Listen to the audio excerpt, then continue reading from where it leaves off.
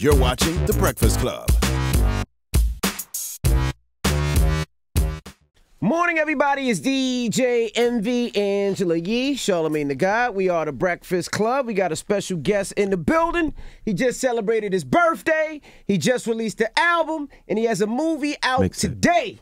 A lot going on. Trey Songz. What's cracking? You got a lot, man. You making a lot of money out there. Not just an album, a double album, 11 and 28. And Envy was actually trying to listen to those mixtapes from in my day, man. Those mixtapes, you just let them go. Yeah, man. I mean, when you stream them now, I guess they albums. But we don't know what to call them anymore. Right. It's like whatever. It's a project. Yeah, a project.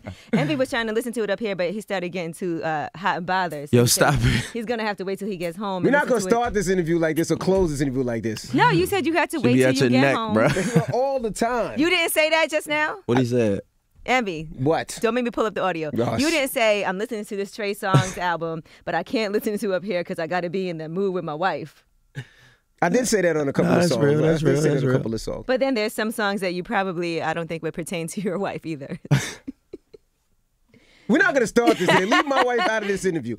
Let's do that. See? Go ahead. Yeah, let's do it. I'm in agreement. So, surprise album. Why'd you drop a surprise album? It's a project. Man, you keep not listening to what I'm saying, man. It ain't albums. Yeah. That's just music. Okay. I feel like in today's day and age, like you have an overflow of music. Like I've always made a lot of music. I always put a lot of music out. So my fans been asking for music. So I just put out, some songs I thought that they would like at this time. Mm-hmm. I'm working on an album now. I don't think those are albums. That's just music I was having fun with, a couple vibes. Isn't it hard sometimes because you feel like some of those songs are like album cuts though, or singles for real? I mean, like how do you determine? Like when I was first getting on, like I put 3 mixtapes out before an album. Right, that's true. Like whether it be other people's songs, whether it be my songs, there's like 3 mixtapes, like the overall total like 40 songs before you put out 16 for sale. Mm-hmm. The difference is now you can sell them all. So Mm-hmm. how you package them, how you describe them, how you brand them is one thing, but for me it's just putting music out. Right. I saw some girl tweeted out, just leave me and my pussy alone. I'm here with Trey Songz, listening to Trey Songz' new music. Okay. What? That's what she wrote on Twitter. Okay. Leave her and her pussy alone, Evie. Now let's talk about Blood Brother, because you are heavy into this acting, and it's actually really nice to see you in this starring role in a movie. Thank you. Now, was this the flick you shot in New Orleans? You was in New Orleans? Yeah, it was. Tell us about it a little bit. It's just a film, man. Shout out to Lionsgate. Shout out to WWE, Code Black. They sought me out for this film, and like we shot it 2 years ago in New Orleans. Like you said, like we rapped about it a while ago. Mm-hmm. I ran into you in New Orleans. Yeah, when we were shooting it. Yeah, that was crazy. So it's finally coming out. It's a film about childhood friends that kind of go their separate ways. Mm-hmm. I think not to the extremes of this, but I think everybody can relate to that in a place where as though you go into a different place in your life and your friends trying to pull you back to where you've been. You know what I mean? And you gotta make decisions on whether you're gonna go where they want you to go or you're gonna go where you need to go for yourself and the people that love you. So I got to do my own stunts. It's an action-packed thriller. Like I was jumping, driving, climbing over gates. Yeah, climbing over gates, driving cars. Like I wanted to do more stunts than that. I probably did like 98% of my stunts. Maybe. Any injuries? I'm the #1 stunner. No, actually, yeah. Like, but it didn't really count for nothing. Like, I messed my ankle up. I messed my knee up. Like, I had to climb through a grocery store, like the back of a refrigerator through actual bottles and stuff. That was like day 1. Damn. I had to tussle with an actual wrestler from WWE. Shout out to R-Truth. Oh, so you was getting busy, and you play a cop in here. Yeah. How was that playing a cop? That was cool, man. I mean, you feel like an informant now or something? Nah, stop playing. Especially with the climate. Like, did you have any doubts? Like, nah, maybe I shouldn't do this. Nah, I mean, that was definitely a conversation with the director, with the people involved in the film. Cops in the black community ain't really in a great place right now. Mm-hmm. But you used to be a guy from the streets, and then you became a cop, right, in the movie? Not me. I mean, Trey Songz. I'm talking about you. I'm talking about in the movie. Yeah. You gotta differentiate. You gotta differentiate. Yeah. So I think it's Sonny is a guy that actually changed his life path, and he's a person with morals, which I think we in the black community, we in the black and brown community see a lot of cops lacking morality.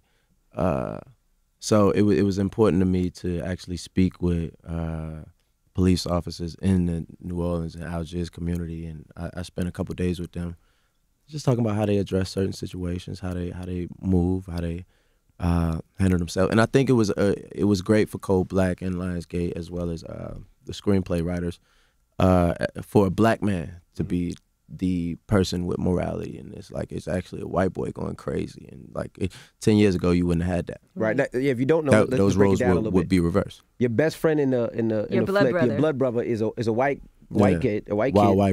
Wild white boy. That they were kids together, and he gets locked up. For some reason he gets locked up. So no, he actually takes the blame for all of y'all. He did the crime. You can see together. it. He did the crime. I mean, I'm not gonna spoil it. It's was in in the the summary. trailer. It's in the summary. And Is it in the trailer? It's in the trailer. It's in the trailer.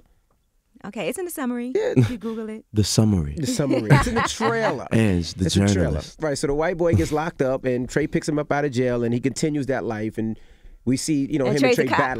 battle each other throughout the flick. Sonny's a cop. Sonny's the guy. I'm not no cop. Sonny's the guy. Now you said you did 98% of the stunts. What stunts didn't you do? There's one stunt with his stuntman actually jumped from a second-story window. You were like, nope. You was like, nah. No, I wanted to do it. They wouldn't let me. I'm glad they didn't let you. Who didn't let you? Was it Kevin? I was like, enough's enough, Trey. No, it was actually the like, enough director. now. Directors, like, we director, need you to film the production, rest of everyone. this. They like, yeah, we're gonna make sure you safe. They let me drive a little more than they thought they would. They let me tussle a little bit more than they thought they would. It was fun though. Like, the whole film was fun. We was down there like a month and a half. I went down there a little earlier than everybody else to just sit with my acting coach to actually rehearse and be like one with the city. Right. All that. Like, it was dope. How hard was it to do to act, to jump in full blown acting? Because it wasn't like you had a small part. Like, you're Right. Like, I did like 3 movies with small parts where I could come in and be like, yo, I did my shit. Right. Like, the whole trip was like your voiceover and everything. No, it's like in the voiceovers, the voiceovers, you'd be surprised. We did like 18 versions of them. Mm-hmm. It was exciting, man. It was a heavy load to bear. You wake up like 4:35. You go home like 9, 10 some days. But it brought a sense of normality to my life, actually. Like, to be stable in one place. yeah, working. to like wake up and be systematic and, okay, I'm going to base camp. Okay, I'll be home by this time. I got to wake up. And I have this day and a half off this weekend. It was fun. So you didn't record at all during that time? I did. I had a studio in the house, recorded? yeah.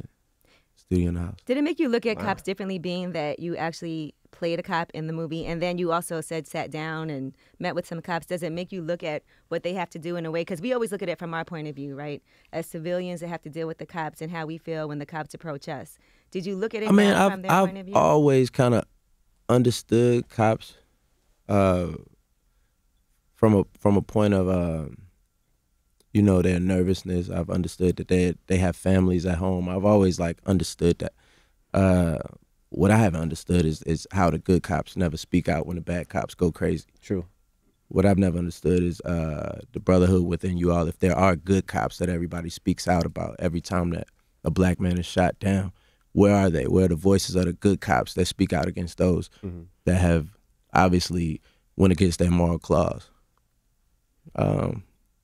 And Sonny, I don't think he's a regular cop in this film. Like you say, he come from the streets, and he wants to bring his brother into a place where, it's like, I'm living this different life, bro.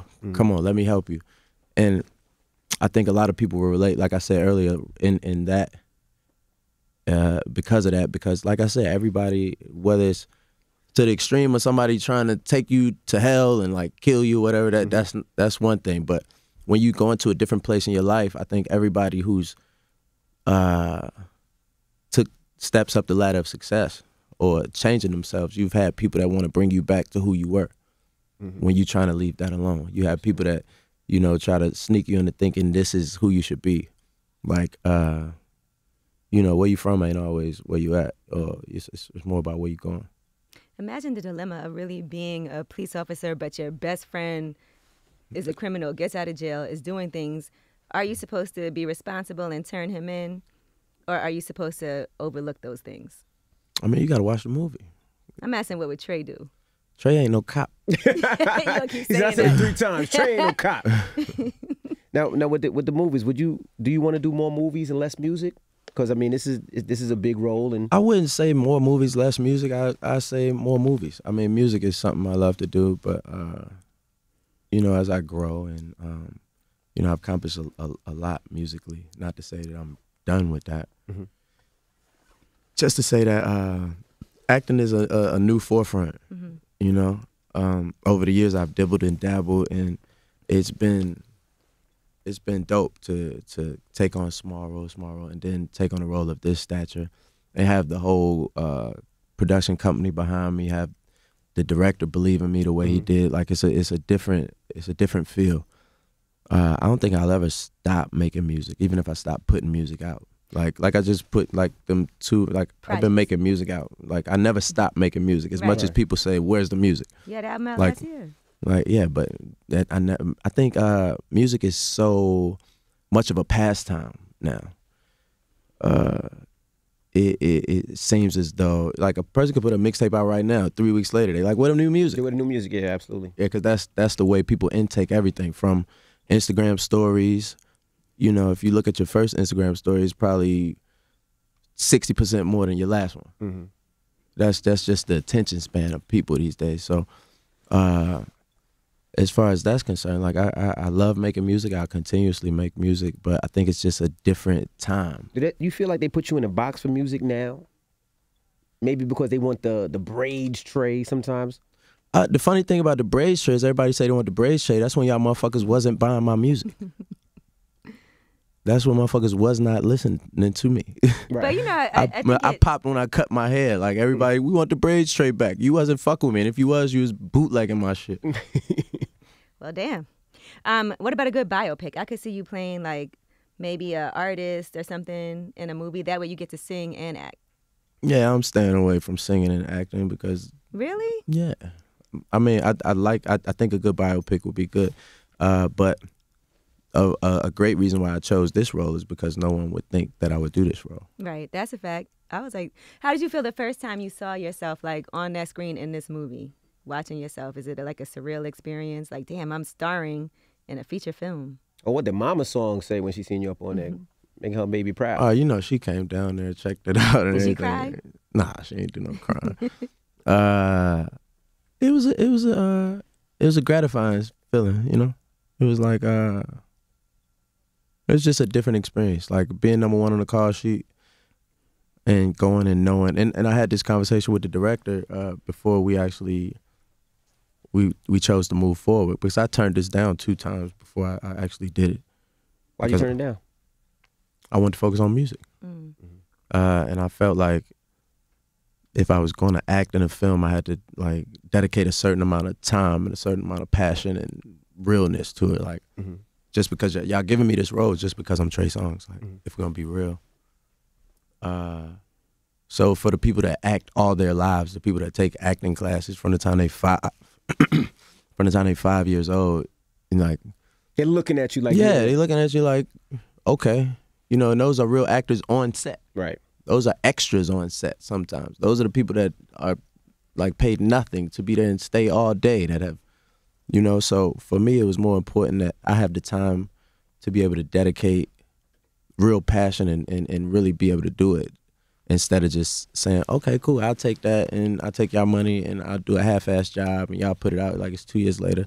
But I was there when I wasn't supposed to be there. I was there when other people were shooting. I was looking over the director's shoulder. I was looking over the I was really involved in everything. Like anything I put my name on, I really want to make sure that it's, especially in that area, because you'll see musicians go over to acting and they do a half-ass job and they never come back. Like, it'd be the biggest star in the world. You know, they'll go do a little role, they'll do a role here, and you know, the passion and the actual, you know, the need to or the hunger is not there, because you're already rich over here. You're already great in this area. You're already this person here. So when I step into, it's much like when I did Texas Chainsaw. Like, they was like, do you need your own truck? Do you need your own this, that? I was like, no, I want to ride over with everybody else. I want to be like, I want y'all to dumb it down for me so I can feel what it feels like to be a like first level actor. Because that's what I am, essentially. Harder too? Of course, of course. I mean, people critique him all. Yeah, and it's not even that they critiquing me hard. It's just people are familiar with me as a person, as a brand, as what they know me to be. So it was very gratifying to me to hear people that know me say, when I looked at the movie, I didn't see you up there. After a while. You think people critique you too fast? Like we were reading, what was it? It was Rolling Loud. What is it? Yeah. When they critiqued his album. Oh, Rolling Stone. Rolling Stone. They did what album? The project. They did the project. They were talking about the project that you released, and I was like, I can't understand how somebody can critique something so fast. Like, I don't understand how critics can critique anything when they don't do it. I think it's for you to be a critic and to speak on something that you have the ability not to do. You can't do it yourself. That holds no value to me. Yeah, no, whether you write for Rolling Stone, whether you write for Billboard, I don't give a fuck who you write for. Yeah, like anybody can have an opinion. It was just so harsh, and I was like, the album just came out less than 24 hours, so how could you possibly digest it? I'm sorry, Project just came out less than 24 hours ago, so how could you possibly digest something that much? I don't even read critic reviews because of that. You know, I think for a person to listen to something a half a time and have a full fucking 3 pages to write on it, like, you just getting an assignment done. Like I said, music is passive now. Like, I remember you had to go get a CD, you had to open it up, you had to read the credits, you had to bump that, and you was listening to that for a week and a half, 2-3 weeks. Absolutely, like, for the summer, yeah. At least. So music now, you could do it on the back of your phone while you Twitter, while you Instagram, while you Facebook, while you Photoshop, whatever you're doing, it's not, music is not the focus. Right. So it's the background to everything. So even when this person's writing whatever they writing, they doing a million things while they doing it. Yeah, that don't hold no weight with me. Fetty Wap is in this movie also? Yeah. You didn't see Fetty in the trailer? Yeah, that's it. I just had to bring that back up. What was that like working with Fetty? Fetty been cool, man. I've been on Fetty since he first popped out. I was the first nigga to bring Fetty out at Madison Square Garden. You somehow know everybody and are like the first connected person somehow, some way. I'm the first nigga everybody knew. Somehow, some way. Give me my credit. I ain't gonna lie, I thought you changed on us a little bit. Why? What you thought? Because they called yesterday. It was like, Trey's coming and he wants to know if he could bring his dog. I'm like, what? Yeah, I didn't ask y'all that. You didn't ask? No, is my dog here? Didn't they say that you? No. But you want to hear something funny? That was on the ride. It was like, Trey wants to bring his dog. So, like, you think I would ask if I wanted to bring my dog? Trey would just bring his dog. I was like, you wouldn't ask. That's what happens when you get production companies and movie people involved, and they think you gotta ask and double gate check everything. They asked me if y'all could do like social videos. Like, Breakfast Club wants to do like a 5-minute clip before you go in. I'm like, yeah, they always do that. But what about, okay, so the dog you were bringing, that was Kane? No, it's a new dog. See, now, I have an issue with this, Trey. What happened to Kane? Kane can't be around the new dog too much because they eat different Halo? food. Is it Halo? Yeah, Halo. Look, you all informed, asking questions you know the answer to. What type of dog is Kane? You tell us. I don't know. A French Bulldog? Yeah, he's actually a French Bulldog mixed with a Boston Terrier. Okay. I met Kane before. He was actually my Valentine on Valentine's Day one year. That sounds so crazy. I met Trey's Kane before. That sounds crazy. But go ahead. I didn't say going. Trey's Kane. Oh, I said right, I met Kane. All right, go ahead. You said Trey's Kane. All right, go ahead. All right. So now Halo gets to come out, but Kane has to stay at home? No, Kane good. You can't treat these dogs like you treat women, Trey, okay? You just Kane get a is new one, good. leave Kane at home. No, Kane is good. Kane been spoiled. He been an only child for 3 years. I got a new dog. I have to make sure that she eats correctly. I have to make sure she's cared for correctly. She has to take medicine every day. Kane will get in the way of that process sometimes. Okay, I was just checking, making sure that you wasn't mistreating Kane. Right. She said like you mistreat these women. That was kind of, I didn't say that. I skipped all you over just that. skipped that one. I skipped all over. I got to learn to ignore bullshit. Nah, just making sure. Are you a bachelor now, or have you settled down yet? Man, I'm doing what I want to do. Oh, shit. What you say? Hey? I'm saying, when did that stop? I'm doing what I want to. I told y'all last time I was up here, I'm not going to tell y'all my business. Oh, okay, so he's doing something, but he's not going to tell us his business. So we just got to look on social media. Yeah, tear a nigga down as soon as y'all see it. Like, I'm not telling y'all shit. Who would tear you down? Y'all tell everybody down. Do you not know this is the Breakfast Club? We don't tear nobody hold on. down. Yes. You got friends. Of course you You're our do. friend. But the Breakfast Club is all about clickbait. That is not No, true. it's not. Yes, it is. Right, well, that's why the name of this interview is going to be Envy asked about Trey's cane. Angela Yee is the balancing of good journalism here. You think so? I do. She's the one that throws the most stabs. No. I know. Yes, I'm the nice one. What? No, Charlamagne is a dick. That is true. Right. That is true. But she throws some haymakers. You know what? Every time Y'all I don't think get tired of interviewing people. us? Y'all don't get tired of people coming up here and y'all thriving off their mishaps and diving in their hold life? on, I should be very clear. I do not thrive off anybody's mishaps. I actually always try to understand people's art We just ask and help questions. them out and promote them. Yeah, I'm just saying it seems as though. Nah. You think I I thrive thrive off off- people's mishaps, Trey? I think the whole show does. You are lying. No, I've I'm never not. felt like that. I would love to see a 5-minute clip of Breakfast Club positivity. Well, Charlamagne's not here, so we'll be able to do that. You stupid. Right. I'm asking y'all really like. No, we do. As we my do. friends, like you know the crazy part about it is when we do that it's kind of like people don't see that side. You know, we could bring people up here talking about real estate and how to invest in their own community. People don't see that. We could talk about why we don't could bring they people see up it here. though? Because they don't click on it. But those are It's things that out people there. don't click. They'd rather click on me saying. So Angela what's the Yee seen so what's Trey's cane. so what's the balance of that? We air both of them, and we hope that people get the help. And No, of course get you air both of them, both but what's the respect. balance?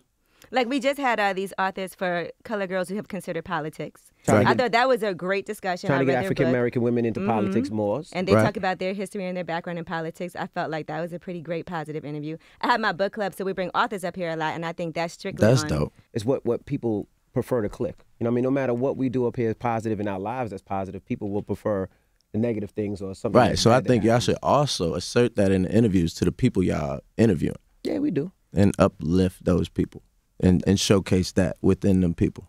Trey, you don't think this was uplifting for you? We talked about No, I it. think it's great. I'm just talking about the Breakfast Club in general. I would hate I to think be... I'm a friend of the Breakfast Club. Yes, you and are. I I just don't want people to miscategorize. Like, I think also... No, I'm speaking for people. Yeah, no, like I yeah, ain't I get speaking just. Oh, no, I I'm- was just going to say, I think sometimes people also lump us all together. Like, we're all individuals with different personalities and different Right. things going on. So sometimes we get But the held Breakfast Club accountable- is the Breakfast Club. Right, for what one of us says. So it might be a balance of different things. Mm-hmm. But I think people look at the huge headline or something negative and they think that's the whole show. But that's the conglomerate of what y'all putting together. We just did a radiothon, raised over $200,000 for mental health. We did one last year. We raised over $800,000 for Colin Kaepernick. So I think there is a balance. I think just people see the negative. Right. That's it what is. goes You can't- viral. Right. You can't, you know. That's like and my I- life. Yeah. That's not true. But Trey, people see- love you. Yeah, they do. No, most definitely. But the negative culture things go of viral. journalism, the culture of especially hip hop journalism and pop star journalism is to bring people down. And I would like for y'all to be on the other side of that at some point. I think that's true. I think a lot of people. I think that is what hip hop is about, and people love to see in hip hop, and that's what they click the majority of. I Yeah. would agree with that. You know what I did enjoy seeing recently? Watching Tory Lanez and Joyner Lucas, right, go back and forth with their battles. Mm-hmm. I thought that was nice because everybody knew that was like a friendly competition thing. Who's better? Joyner Lucas. See, but I don't understand that. Why is it friendly competition when niggas talking about shooting each other? How is that friendly? Well, because I think they knew that it wasn't going to Yeah, but you escalate. shouldn't talk about that if you're not about that. Really? I'm not But that's into the whole, that. That's the majority of the hip hop game. But I'm not into that. That's the majority of the hip hop game. You know, everybody talking about. I shooting love and selling Tory. I crack, think selling Joyner drugs. is amazing, but Gets busy. don't talk about shooting niggas if that's not what you finna do. This ain't friendly. Like, don't have a rap battle with a nigga talking about you gonna do this and that, and then when you see him, you gonna dap him up. I ain't into that. But that's what this whole industry is about. We've seen it for And so that's what long. I'm telling you. We need to stop this fake shit. And you're right. And that's why you have artists like Tekashi 6ix9ine that's facing 30 years because that wasn't him. He did it because he got likes and people thought he was big. And then when it really hit the fan, it's like, uh-oh. And that's what these kids will follow. Y'all kids smarten up. That's the advice, Trey. Get smart up. All right, well, see, Trey Songz is clearly on the other side of the law now. You can check him out in Blood Brother. Don't do that. Well, Sonny. Don't fuck with me like that. Don't you do that. I'm the same I'm just playing with you, nigga. Trey. I'm Don't you just do playing that. with you. I'm the same nigga the judge pulled up the tape like, what do you mean fuck the police? Don't you do that. We've seen the issues. Well, the Exactly. movie is out today.